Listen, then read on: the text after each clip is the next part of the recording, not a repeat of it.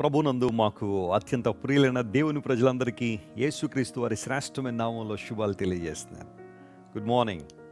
బాగున్నారా? మీరంతా మీ కుటుంబాలు బాగున్నాయా? మీ బిడ్డలు బాగున్నారా? దేవుడు మిమ్మల్ని బలపరచాలని, ఆధ్యాత్మికంగా స్థిరపరచాలని, మీరందరూ కృపలో అభివృద్ధి పొందాలని ప్రతిరోజు మీకోసం ప్రార్థన చేస్తున్నాం. జాన్ వెస్లీ మినిస్ట్రీస్ ఆన్లైన్ ఫ్యామిలీలో సభ్యులను మిమ్మల్ని అందరిని బట్టి నేను ప్రభువును స్తుతిస్తున్నాను. ప్రతిరోజు ఉదయాన్నే మీరు ఈ వాగ్దానాన్ని ధ్యానం చేయడం వలన ఆ రోజంతటికి కావలసిన స్ఫూర్తి మరియు ప్రోత్సాహాన్ని పరిశుద్ధాత్మ దేవుడి నుండి మీరు పొందుకుంటున్నారు. ఆత్మదేవుడు మీ జీవితాల్లో మేలు చేయాలని, గొప్ప కార్యాలు జరిగించాలని మీకోసం ఎల్లప్పుడూ ప్రార్థన చేస్తూ ఉన్నాం. ఈరోజు వాగ్దానం కోసం కనిపెడుతున్నారు కదా, పరిశుద్ధ గ్రంథాన్ని తెరిచి ఈరోజు వాగ్దానంగా ఆదికాండము 12వ అధ్యాయం 2వ వచనాన్ని చదువుకుందామా? The book of Genesis chapter 12 and verse 2.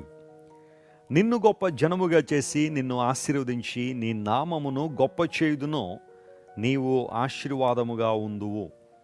And I will make of thee a great nation, and I will bless thee and make thy name great, and thou shalt be a blessing.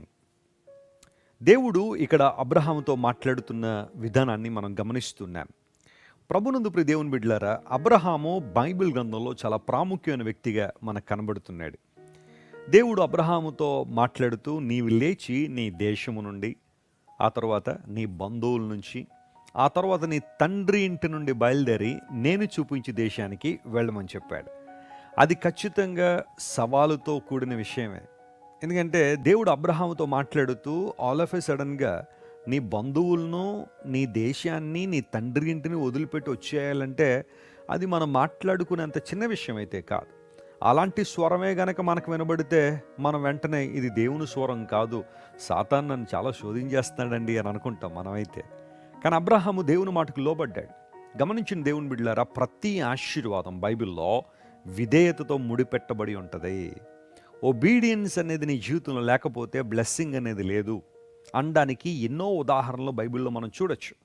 అబ్రహాంతో దేవుడు మాట్లాడుతూ, నేను చూపించే దేశాన్ని నువ్వు రావాలి అంటే, నేను ఏదైతే ప్రాంతాన్ని నిశ్చయించానో, ఏ ప్రాంతాన్ని అయితే నిర్ణయించానో, ఏ స్థలాన్ని అయితే కోరుకున్నానో దానిలో నీవు ఉంటే, అక్కడికి నువ్వు వస్తే పరిపూర్ణమైన దీవెన నువ్వు చూస్తావని ప్రభు చెప్పాడు. ఈరోజు అబ్రహాంతో మాట్లాడిన దేవుడు మనతో కూడా మాట్లాడుతున్నాడు. మనలందరినీ దేవుడు ఆశీర్వదించాలని కోరుతున్నాడు. మనలందరినీ దేవుడు గొప్ప చేయాలని ఆశిస్తున్నాడు. అయితే మనం చేయాల్సిన పని, దేవుడు మనలను ఉండమన్న స్థలంలో, ఉండమన్న స్థితిలో మనం ఉండాలి. కనాను దేశానికి దేవుడు వెళ్ళమన్నాడు అంటే, నేను ఈరోజు నా ఫిజికల్ ల్యాండ్ గురించి నేను మాట్లాడడం, మనందరూ కూడా ముళ్ళన్నీ సర్దేసుకుని ఇజ్రాయెల్ దేశం వెళ్ళిపోవాలని నేను చెప్పట్లేదు.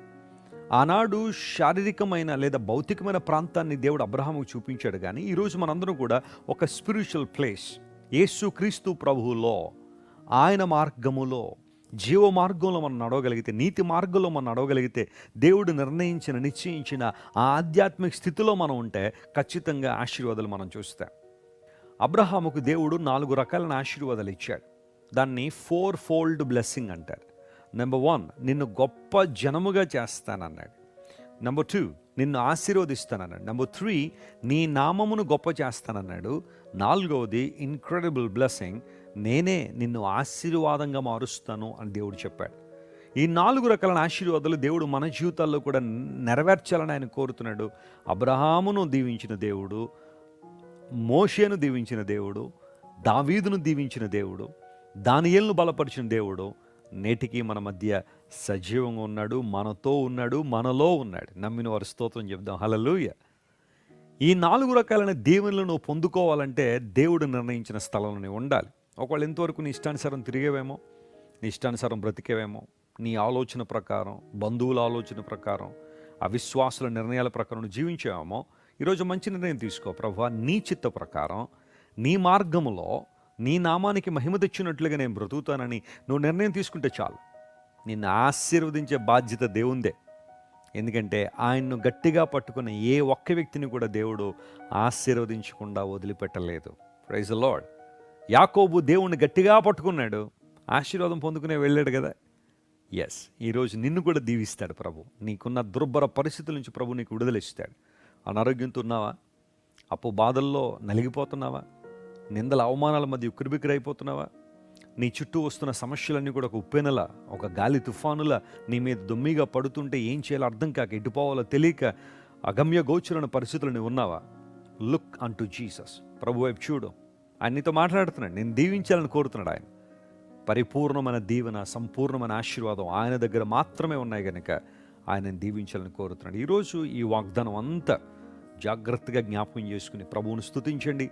ప్రభు అబ్రహాము దీవించిన దేవుడు, నన్ను కూడా దీవించిన అని అడగడంతో పాటుగా అబ్రహాం ఎలాగైతే దేవునికి విధేయత చూపించాడో మనం కూడా అలాంటి విధేయత చూపిద్దాం, విశ్వాసాన్ని కలిగి ఉందాం. తద్వారా దేవుని దీవెనలు పొందుకుందాం. కళ్ళు మూసుకోండి, చిన్న ప్రార్థన చేస్తాను. ప్రేమగల మా తండ్రి, గొప్ప దేవ, అబ్రహామును దీవించిన దేవుడు, అబ్రహామును ఆశీర్వదించిన దేవుడు, నేటికి మా మధ్య సజీవుడిగా ఉన్నందుకు నీకు స్తోత్రాలు. మమ్మల్ని ఆశీర్వాదంగా మారుస్తానని వాగ్దానం చేసావు ప్రభువా. నువ్వు మాట తప్పని వాడు గనుక నీకు వందనాలు. మా ప్రియులు ఎంతమంది అయితే ఈరోజు ఈ వాగ్దానాన్ని చూస్తున్నారో వారందరినీ మీరే ముట్టి, బలపరిచి, ధైర్యపరిచి వారినే ఒక ఆశీర్వాదంగా మార్చండి, మహిమతో నింపండి. ఘనత, మహిమ నీకు మాత్రమే ఆరోపిస్తూ యేసుక్రీస్తు వారి శక్తిగల నామం పేరిట అడిగి వేడుకొనిచున్నాం తండ్రి. Amen. God bless you, dear friends. Have a wonderful day.